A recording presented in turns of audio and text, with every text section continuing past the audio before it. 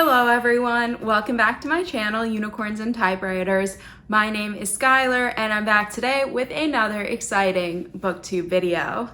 So in today's video, I wanted to talk about a series that I recently finished. So today's video will include spoilers. I can start out by doing a general summary. So if you have not read this series yet and you want to just kind of hear a general overview about what it's about without really spoiling anything, stay tuned for the first maybe minute or two. I will warn you when I'm going into spoilers. So probably stop watching at that point unless you want it spoiled for you, the whole series. So I recently read the Splintered series by A.G. Howard. So I actually read the first novel last year, and then this year I read the last two, Unhinged and Ensnared. And so I had gotten this series all together at my favorite used bookstore. I'd been wanting to pick it up for a super long time. So when I saw all three books, even though the first one is paperback and the other two are hardback, I was like, I can't resist just buying all three at the same time. So I have them ready to go. They were all in super great condition. So the first book I read about a year ago, and I didn't feel like the immediate pull to immediately continue on with the series. There is sort of a bit of a conclusion to this one. You sort of know that things are going to amp back up. It leaves an opening for things to get kind of crazy, and you know there's possibilities that things could go wrong in the future. But the first book kind of tells its own story, and it is very dark and twisted, and it is an introduction to this very dark world of Wonderland that A.G. Howard creates for us in this series. It's pretty cool, to be honest. The one overall thing about this series that I didn't enjoy was that there are some things, and I found the same thing to be true of her other book. She wrote a book about the Phantom of the Opera, also a reimagining, that's name is escaping me right now, but I'll try to like edit in a picture of it here so you guys know which one I'm talking about. And I found it to be true in all of A.G. Howard's books, and maybe it's just me and kind of lacking on my own imagination, but there were parts that I could not picture what she was describing, and that was overall in this series. There were parts I just kind of had to just accept and move on from. Like I did find myself at certain sections rereading like a couple sentences and being like, how do I picture that? And then just kind of being like, whatever, I just have to move on. So I don't know if like technically in my head, I think sometimes she got a little bit too fantastical without building enough of an explanation or an image for the reader. At the same time, I know a lot with fantasy, you know, personally as a writer, I get super stressed sometimes, like how do I build a world? How do I create all this stuff? And then I read books, and when I'm really paying attention, a lot of times I do see that writers do leave a lot up to their reader's imagination. Often some of the best books leave a lot to your imagination, but they still do have to give you enough to picture or to create the imagery that you need. And I just overall feel like A.G. Howard sometimes lacks that a little bit. And like I said, it's not just this series. I found it to be true for other book as well. But overall, what kept me reading in this series was that it was a really cool take on Alice in Wonderland. It was a really cool take on the idea of a very dark and twisted Wonderland. The characters are more described as like kind of skeletal and creepy and not quite the animals and people that we have been shown in the past in different renditions of Alice, more traditional renditions of Alice. And that even being said of like the Tim Burton movie, I think this author even said that the Tim Burton movie inspired her, which definitely has dark undertones, but we still get very classical imagery. This series did something much darker, much more twisted, and I really enjoyed that. It actually like made me want to watch the Tim Burton movie again. It definitely inspired me, and I found it quick-paced and interesting, and I was always wanting to know what was gonna happen next. It does revolve around a love triangle with the main character Alyssa and the two male characters Jeb and Morpheus. So if you're kind of over the trope of love triangles, it may not be for you. If you haven't read a good love triangle in a long time, you might enjoy this series. I know I did. I don't really read that type of thing very often, but I did find it kind of cheesy, kind of corny, kind of too much sometimes, a little bit smutty sometimes, but it was just fun to read. Overall, this series is very like PG-13. There's a lot of kind of insinuating, but nothing actually occurs in the series if you are worried about that for younger readers. It's very dark though. There's a lot about mental health and I would say self-harm that are kind of included in this book and not really touched on in a way that is going to help people with mental health. It's more just used as a tool to add to the sort of darkness of the series and the fact that there is an asylum, which Alyssa's mom and then Alyssa, the main character, also spends some time in at one point in the series. So there is sort of this theme of like craziness, but that's always been a theme when it comes to Alice in Wonderland and the main character of Alice in just about every rendition of it since the original novelist came out. So I wasn't really insulted by it. I don't feel like it does anything really wrong when it comes to mental health, but I also don't think it really addresses it either. So it's definitely not a series I would say is about mental health because other people make it about mental health, but really what Alyssa is seeing and what she's experiencing from the perspective of these novels is real. So although the rest of the world would label her as like psychotic, crazy, whatever, she's not actually. So, and everything she does kind of has a purpose. It's not like, it's really not about mental health. So if you've come this far, I now want to launch into the spoiler part of the video. So if you've not read this series and you think you might want to, you should stop watching now because I'm just gonna launch into my deep, true thoughts about this series. My probably too honest thoughts. But yeah, so the first book, like I said, I read it, I put it down. I was kind of like, all right, I want to read the rest of the series, but I'm not like, I didn't feel a rush to. But then this year I picked up Unhinged and this book was a whole nother vibe. I felt like as soon as I started it, it was like you hit the ground running. I felt like it was really high suspense, very like psychological. It got kind of like thrillery to me.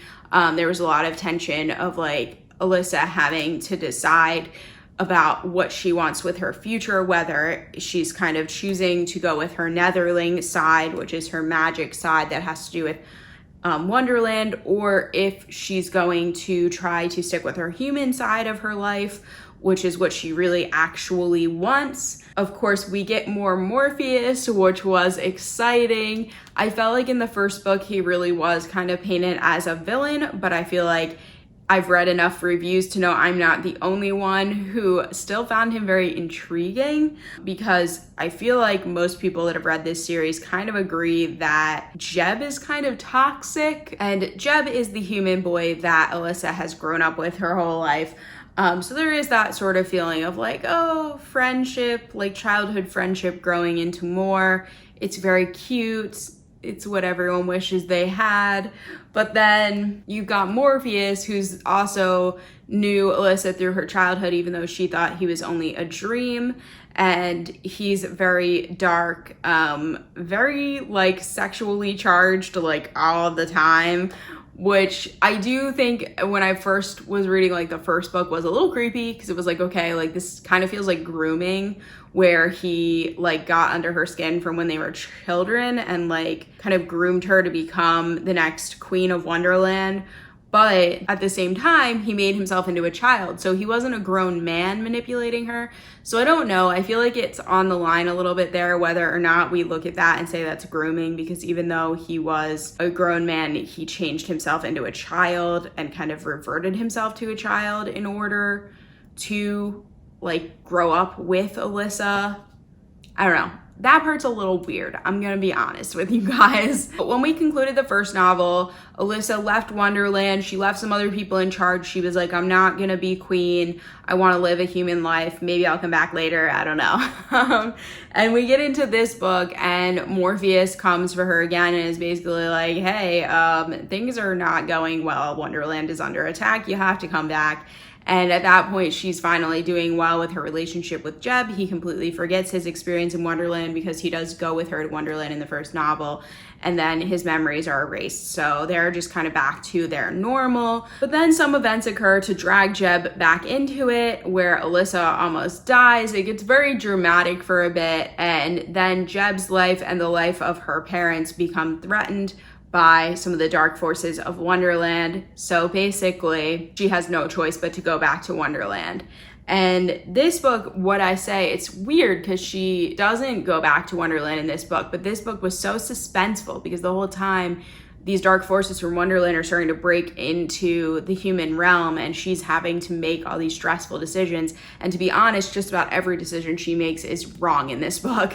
She makes all the wrong decisions and everything goes wrong. And there's definitely like kind of a horror aspect to that, like thinking about what it would be like to be in that situation when you put yourself into the character's shoes of like literally everything's going wrong. And I kind of liked that a lot about this book. I mean, it kept me on the edge of my seat. And as soon as I finished this one, I had to pick up the next book. And the next book, Ensnared, when I started, I read this one really fast as well. I read the last 2 books really fast. But in this book, she goes to Wonderland. It also has a lot of really creepy aspects. I feel like this series overall, throughout each book, they just get creepier throughout. This book got super creepy, and Jeb ends up gaining like powers that he didn't have before because him and Morpheus get dragged into this sort of like outcast area of Wonderland, which is an even darker area than the regular Wonderland. Yeah, it's weird. It's very violent. And there were definitely a lot of scenes there, what I was talking about before, where I could not picture at all. But what I really liked about the series was the interactions. So the interactions between her and Jeb, we find out more about Jeb's history in this book. His powers definitely give him a different edge and a different side to his personality, because in the other books, although he is true to Alyssa and he's a very macho character and he's always trying to like save her, in this book he actually is able to like do things. Of course, he's also mad at her, which is like another reason why Jeb is so obnoxious. It's just so annoying. Like, she's done all this stuff to get to him and Morpheus to go save them, and Morpheus right from the start believed in her. He believed that she would eventually come for them, and Jeb has like lost all hope in her, in himself. He's just become this sort of like dark monster basically, who can create paintings that come to life and like kill people. So that's fun. As the novel goes on, she's able to convince Jeb to kind of like care about himself again and gain faith back in himself and in her. And she feels that he never really lost faith in her, that he really just lost faith in himself. But I don't know. Jeb is so obnoxious. I think we can all kind of agree on that. He is super toxic, and I feel like that's the overall feeling of most people. He's just so macho. He has so much toxic masculinity. He's so controlling of Alyssa. We do finally get in this book, he starts to let go a little bit, and that's when he's redeemed a little bit toward the end of the book, that he does trust her. He does kind of let her do her thing. He does start to really believe in her and not feel like he has to like protect her at all times. While it is sometimes endearing to watch Jeb and Morpheus kind of duke it out over Alyssa all the time, throughout this series, it also is super toxic. Like, it's just, I don't know, it harks a lot back to the love triangle trope that we all know and love to hate of Twilight, of course, which we all know in the literary world is not a huge compliment, but also, as I've talked about in like unpopular opinion videos in the past, I don't think Twilight is the worst thing to ever occur, but I also think that we've grown past this sort of macho toxic masculinity that the 2 male characters really portray in this book series. I will say that Morpheus has always impressed me from the beginning for a couple of reasons. One would be that he is kind of, I would call him kind of like gender fluid in a sense. Like, he's not actually very masculine at all, which did fascinate me from the beginning of him being one of the characters in this love triangle, is that in tropes that I've read in the past, usually thinking of Twilight, thinking of others similar to that, it is 2 very masculine men fighting over one like dainty girl. Whereas this series was interesting because Alyssa is actually extremely powerful and strong. She doesn't seem so in like the first book, but as the series goes on, especially in the 3rd book, she really comes into herself, and that's what I was holding out for throughout the series as well. By the end of the 2nd book, I really had hope that she was gonna come in strong in the 3rd book and actually fight for herself. And she does get help from the other characters, but especially Jeb does stand back in this book, and she in fact sometimes has to fight Jeb too, at the beginning when he's still having his little pouting issue. I don't know. Oh, but I was saying before, the things I like about Morpheus is that he's not the stereotypical macho male. He does kind of act like one still, so it's not perfect, but I like that about him. And I like that he always believes in Alyssa no matter what. He's always encouraging her to fight for herself. And sometimes it seems cruel, like in the first book and the second book, there were times where he kind of abandoned her because he wanted her to use her own powers. But at the end of the day, that was so much more useful for her than it was to have Jeb, who was just like hovering over her all the time, not letting her fight for herself. So by the end of the series, I did definitely feel like Morpheus was a better match for her. They both are tricksters and cunning, and he is the ultimate trickster. He is supposed to be a sort of incarnation of the Mad Hatter and the caterpillar from the original Alice, kind of a combination of the two. He can turn into a moth, he can fly, he smokes a hookah sometimes. He's an interesting character, but he's wise, but he's also cunning and trickster-like, and he can be kind of cruel sometimes, but Alyssa has all those traits as well when she starts to embrace her netherling side. Whereas I feel like her role with Jeb becomes, she's his muse. She's just kind of this domestic wife material kind of girl. Like, she talks about being a skater girl and being edgy and him liking that about her, but she also, like, her whole future she envisions with him is just like kind of an average human life. By the time the book series ends, he's lost his ability to paint because he gives it up for her, which was a really great sacrifice to conclude the book. But he gives that up and he says he's just going to be a simple mechanic, and he hopes that she can live with that. And of course she's like, of course I can. Her life with him, like, the only thing we really get from it is that it's going to be a normal human life, and they're going to have children, and they're going to live in a house, and they're going to spend time with her parents and his family. And that's important. Like, those are all beautiful, nice little picket fence things. But then when it comes to Morpheus, like, they also have this concept of like, oh, we're gonna have this kid that's gonna change Wonderland, which, I don't know. Anytime there's like a teenage character and they're like going on about them having children, it kind of creeps me out. They're also gonna rule Wonderland together. She's going to be able to explore her powers, her magic.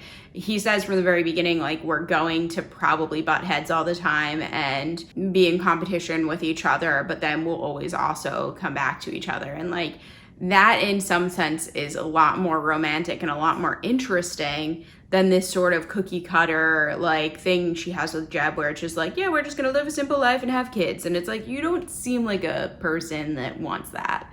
Like, if she was a real person, I don't feel like that's the path she would go down. I don't like how submissive she is around Jeb. I like how Morpheus challenges her, wants her to be the one challenging him as well. Whereas Jeb just kind of wants her to like be safe and happy. It's like really boring. Maybe in reality that's nice, but in the concept of like an interesting life, that's kind of boring. So when it concludes that she is going to live 2 different lives at the end, she's going to live the remainder of her human life with Jeb, and then she's going to live the remainder of her immortal life with Morpheus after her human life is over. I kind of liked it. Like, it kind of solves all the problems. I kind of wish she had to choose one. I mean, even Twilight had Bella choose one, but not the right one.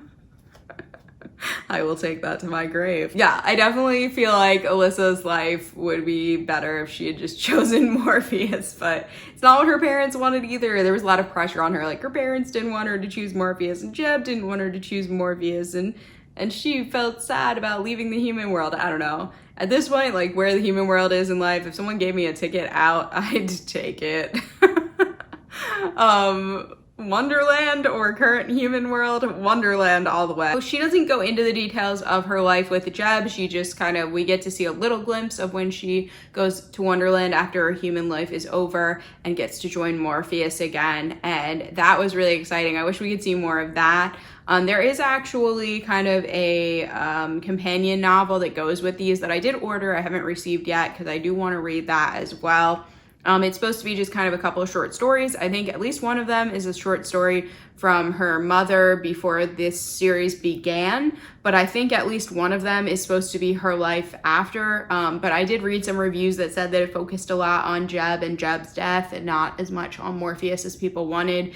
So I don't know. But I'm excited to give it a try and see if I enjoy it. And I just liked this world so much. I want like a little more if I can get it. Also a little more of Morpheus if I can get it.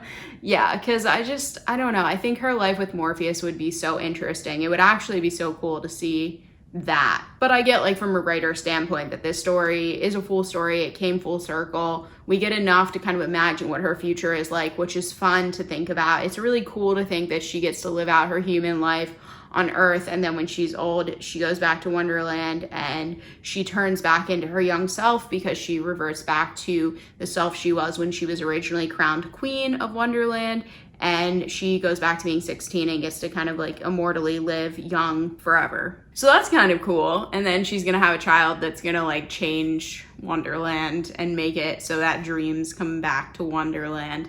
That's too complicated of a concept to go into, but I thought it was cool. There were a lot of tie-ins toward the end about sort of the origins of the Alice story. Her mom is related to Alice Liddell, and her dad's side of the family, it turns out, has some connection with Lewis Carroll. And so that was all kind of interesting. I thought that was really cool, and we mostly got into that in the third book. And yeah, I don't know. There's a lot to it that I can't even begin to sum up. So I guess there were some spoilers, but I didn't totally spoil the series. So if you watch this because you were like, I'm never gonna read that, and now you're kind of like, that's an interesting concept. I didn't spoil all the details or anything, so you could probably still read it and enjoy it. But yeah. So overall, I enjoyed the series. It was fun. It was fast-paced. Dark Wonderland was wonderful. Toxic masculinity, not good. Jeb, not my favorite character. Morpheus, A+. And Alyssa, we liked her by the end. She improved a lot. She gained a lot. She became independent and a good fighting female character like that about her. I'm definitely really interested to see if I enjoy the companion novel when it finally does arrive, so I will keep you guys posted about that if I read that soon. I hope you enjoyed this honest review of the series. I've now done this for one other series and I thought it'd be fun to do it again. Please like this video if you enjoyed watching, subscribe to my channel if you want to see more content like this, comment below and let me know what you thought of this series, if you read the companion novel, if you enjoyed it, what you think of A.G. Howard overall. I will be back with another new booktube video soon. Thanks for watching. Have a good rest of your week. Bye.